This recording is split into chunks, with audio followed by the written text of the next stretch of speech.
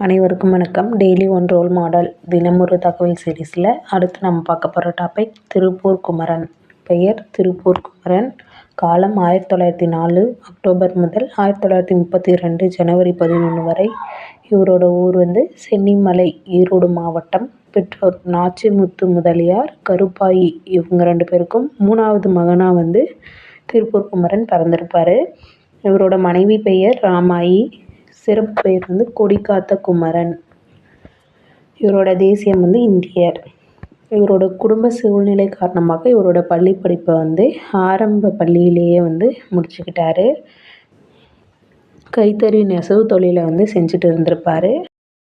1923 ராமாயி அப்படின்றவங்கள திருமணம் செஞ்சுக்கிறாரு.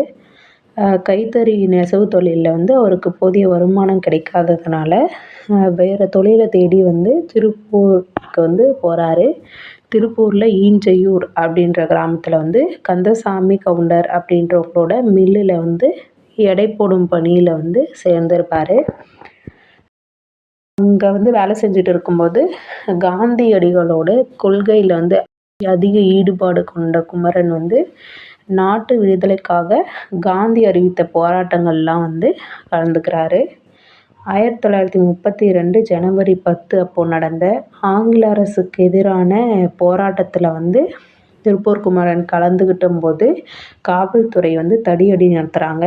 அதில் திருப்பூர் குமரனுக்கு தடியடி கிடைக்குது. அந்த தடியடியினால் கீழே விழுந்த நிலையிலும் அவரோட கையில் வச்சுட்டு இருந்த சுதந்திரத்தோட அடையாள சின்னமான தேசிய கொடியை கீழே விடாமல் உயர்த்தி பிடிச்சிட்டே இருந்திருக்காரு. அதனால் இவருக்கு கொடிக்காத்த குமரன் அப்படின்ற சிறப்பு பெயர் கிடைக்குது. ஜனவரி 10 அந்த தடியடி நடத்துனதுனால அவர் உடல் நலம் சரியில்லாமல் போகுது. அதனால் ஜனவரி 10 சிகிச்சைக்காக மருத்துவமனையில் அனுமதிக்கப்படுறாரு. ஜனவரி 11 சிகிச்சை பலனின்றி மருத்துவமனையிலே அதிகாலையில் உயிரிழக்கிறாரு. அதுக்கப்புறம் தமிழ்நாடு அரசு திருப்பூர் குமரனோட தியாகத்தை போற்றும் வகையில் திருப்பூரில் திருப்பூர் குமரன் நினைவகம் அமைச்சிருக்காங்க. தற்காலிக நூல் நிலையம் இருக்குது. அங்கேயே படிப்பகமும் செயல்படுது அப்படின்றாங்க.